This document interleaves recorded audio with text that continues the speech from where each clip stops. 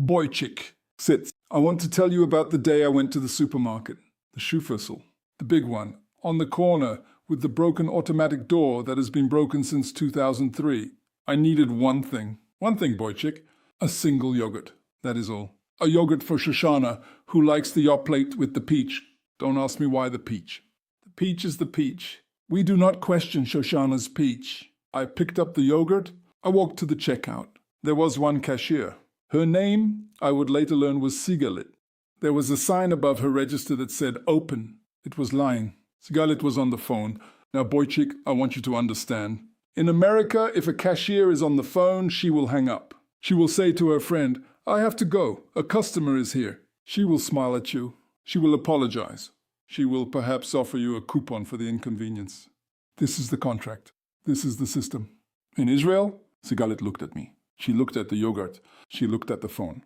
She turned slightly, so that her back was to me, so that I could not interrupt. And she continued. She said, into the phone, and I will translate from the Hebrew, which I do for you for free, because I am a generous man. She said, no, Yael, listen. He said that to her face. Yael Boychik. Yael was on the phone. We will hear a great deal about Yael. I stood there. With my yogurt, I looked at my watch. 3 minutes had passed. I told myself, Moshe, be patient, be a mensch. This is a human being. This is a story. Sigalit said, and the mother-in-law.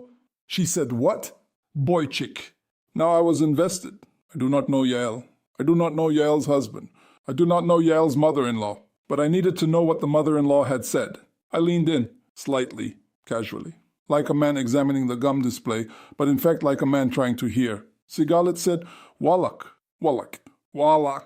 For those of you who do not speak Hebrew, Wallach is a word that means approximately, no, get out, I cannot believe it. Also, possibly I am about to fight your father. It is a complete sentence. It is a complete worldview. The man behind me in line, also waiting, and he was leaning in too. I turned to him. I said, what did the mother-in-law say? He said, well, I have been here for 20 minutes.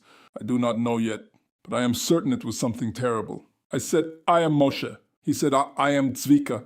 Boychik. I will tell you now, this Tzvika, he changed my life. We stood in that line for 42 minutes. We became friends. I learned that he was a locksmith. I learned that his nephew had just had a baby. I learned that he charges 4,000 shekels for any job, regardless of complexity, and somehow you are grateful when he arrives, 3 days late, with the wrong tools. I invited Tzvika to Shabbos. He accepted. He asked if Shoshana puts raisins in her kugel. I said no. He said, excellent. We are not animals. He brought wine the following Friday. The wine was somehow also 4,000 shekels. But I am getting ahead of myself. While Tzvika and I were talking, behind us, a woman joined the line. Her name was Iris. Iris had heard us discussing Yael. Iris also had opinions. Iris had a sister whose situation was, she said, very similar. We discussed Iris's sister. Iris cried a little. Tzvika offered her a tissue. He had a packet. Of course he had a packet. He is a locksmith. They are always prepared. Behind Iris, Avi. Behind Avi, another Avi. The Avis did not know each other, but they knew the same people. By the time we had been waiting 40 minutes, Boychik, we had formed a Havara.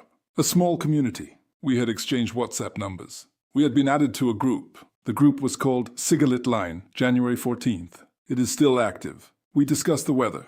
We discuss the news. We have a quiz night sometimes. Sigalit the entire time did not look at us. Not once. We did not exist to Sigalit. We were ghosts. We were a rumor. Then, finally, Sigalit said into the phone, Yalla bye. Yalla. Yalla. Bye. Bye. Yalla. Bye. This is in Israel how you end a phone call. Takes between 4 and 11 minutes. You say Yalla bye approximately 27 times. Eventually, by some quantum process, the call ends. Nobody knows how. The phone simply gives up. Sigalit turned to me. She was bored. She had not acknowledged the wait. She did not apologize. She did not smile. She said with infinite weariness, Ken? I placed the yogurt on the counter. The single yogurt. I said, just this, please. She scanned it. She said, cash or card? I said, card? She said, the machine is broken. Boychik. I tell you. I stood there. I looked at the yogurt. I looked at Sigalit. I looked at Tzvika, who was now beside me, having also reached the front. We looked at each other, and we did the only thing that could be done. The only thing that any human being can do in such a moment. We laughed. We laughed like we had known each other our whole lives. We laughed like we had built civilizations together. We laughed like our ancestors laughed when they saw the Red Sea part and then close again, on the wrong people, but still close. The laugh of a people who have accepted the universe. I paid in coins. I had exact change. Of course I did. Hashem provides. I walked home with my yogurt. Shoshana asked, "Why did it take so long?" I said, "I have made a new friend. His name is Tzvika. He will be at the wedding." She said, "Which wedding?" I said, "All of them." She nodded. She understood. She gave me a slipper to put away. The system continues, boychik. The system endures. Welcome to Israel, where the customer is never right. But you will make friends. Easy Aliyah. EasyAliyah.com.